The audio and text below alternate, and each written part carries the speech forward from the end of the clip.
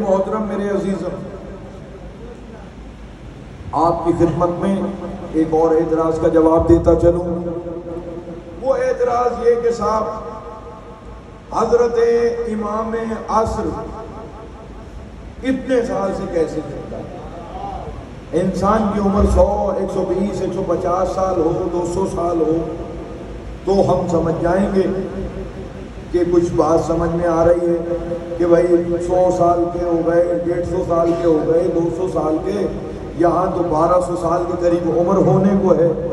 اتنے سال تک فزیکلی بندہ زندہ نہیں رہ سکتا۔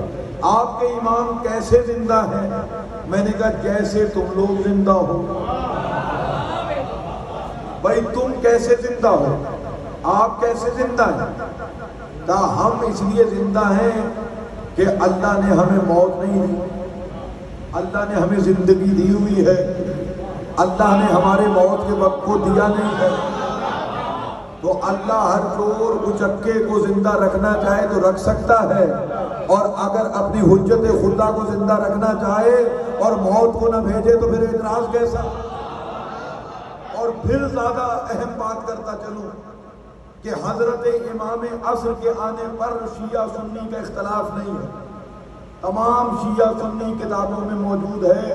حضرت امام زمانہ امام مہدی آئیں گے اور ساتھ میں یہ لکھا ہے کہ ان کے ساتھ حضرت عیسیٰ آئیں گے۔ تو جناب حضرت امام مہدی تو ہیں 255 ہجری میں ان کی ولادت ہوئی ہے، حضرت عیسیٰ تو رسول اللہ سے بھی 570 سال پہلے پیدا ہوئے ہیں۔ حضور سے 570 برس پہلے حضرت عیسیٰ علیہ السلام اس دنیا سے گئے، ان کی ولادت کا ٹائم تو بن جائے گا آج 2000 سال سے زیادہ، یعنی 2000 کتنے سال ہو گئے اے ڈی کو؟ یہ کون سا چل رہا ہے؟ 22 چل رہا ہے۔ تو 2000 سال سے زیادہ برس کے عیسیٰ کی زندگی سمجھ میں آتی ہے، 1200 برس کے عمر کے مہدی کی زندگی سمجھ میں نہیں آتی۔ تو ہم نے کبھی یہ نہیں کہا کہ ملک الموت سے کشتی لڑکے زندہ ہے، بھائی خدا نے زندہ رکھا ہوا ہے اس لیے زندہ ہے، جیسے آپ اور مجھے خدا نے زندہ رکھا ہوا ہے، زندہ ہے۔ جب خدا چاہے گا، اذن آ جائے گا تو ہم مر جائیں گے۔ تو یہی چیز ہے میرے دوستوں۔ اس کے بعد ایک اور اعتراض صاحب، اگر وہ ہیں تو ہمیں ان کے وجود سے کیا فائدہ؟ وہ نظر تو نہیں آ رہے، اگر ہیں تو نظر کیوں نہیں آتے؟ اب نظر نہیں آ رہے تو مانے کیوں؟ میں نے کہا صاحب اگر اس عقیدے کو آپ نے بنا لیا نا تو آپ کا مسلمان رہنا مشکل ہو جائے گا۔ بھائی صاحبان ایمان کی پہلی علامت قرآن نے کیا بتائی؟ متقین کی، الذین یؤمنون بالغیب، وہ ایمان رکھتے ہیں کس پر؟ غیب پر۔ تو معلوم ہوا جس کا غیب پر ایمان نہیں ہے وہ تو مسلمان ہی نہیں ہے۔ آپ کے سارے ہی عقیدے غیب میں ہیں، اللہ کو مانتے ہو، قصاب مانتے ہیں، کہاں ہے؟ کا غیب میں۔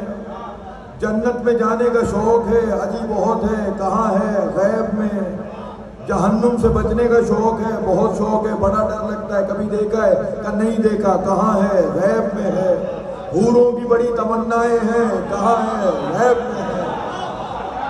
غلمانوں نے تمہاری خدمت کرنی ہے، کہاں ہے؟ غیب میں ہے۔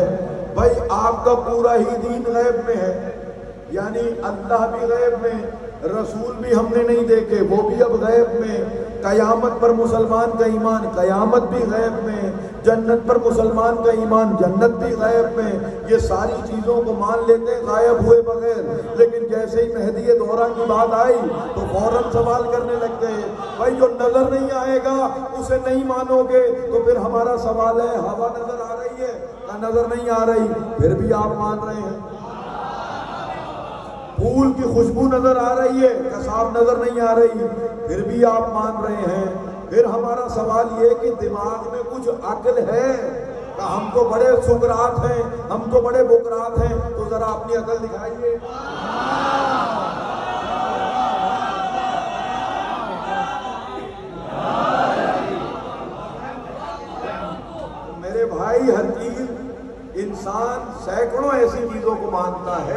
جو نظر نہیں آتے.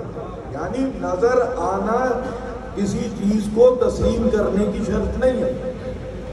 آپ بہت ساری اپنی زندگی میں کبھی گننے بیٹھیں گے تو نہ جانے کتنی چیزوں کو آپ بغیر دیکھے مانتے ہیں. میں چلے سائنس کے طالب علم بیٹھے ہوئے ہیں, میرے بہت سارے سائنس کے اسٹوڈنٹ بیٹھے ہوئے ہیں. میں ان سے ایک سوال کرتا ہوں, دنیا کی کون سی فورس ہے جو آنکھوں سے نظر آتی ہے؟ گریوٹی نظر آتی ہے آنکھوں سے, کہ آنکھ سے دکھے کہ گریوٹی کی فورس کہاں ہے؟ تو آپ کہیں گے گریوٹی محسوس تو ہوگی لیکن جو گریوٹی کی فورس ہے وہ نظر نہیں آئے گی. میں کہوں الیکٹرو میگنیٹک فورس جو لگ رہی ہے کیا وہ نظر آئے گی؟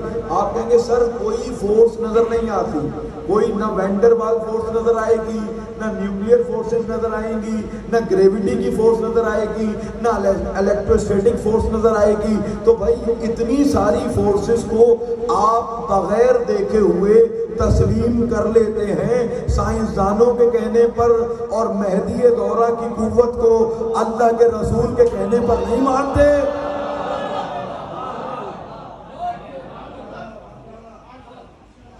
ایسی ہمارے سامنے مثالیں ہیں کہ جو چیز نظر نہ آئے اسے سب تسلیم کریں, اسے سب مانتے. پھر سوال یہ ہے کہ جناب یہ تو ٹھیک ہے, ان کے وجود سے ہمیں کیا فائدہ؟ تو اللہ کے رسول کی حدیث ہے اور اہل سنت و اہل تشیع کی کتابوں میں موجود ہے کہ اللہ کے رسول نے ارشاد فرمایا کہ جس طرح ستارے آسمان کے لیے, آسمان کی مخلوقات کے لیے امان کا باعث ہیں, ایسے ہی اہل بیت کا وجود, کسی اہل بیت کے فرد کا ہونا اہل زمین کے لیے امان کا باعث ہے.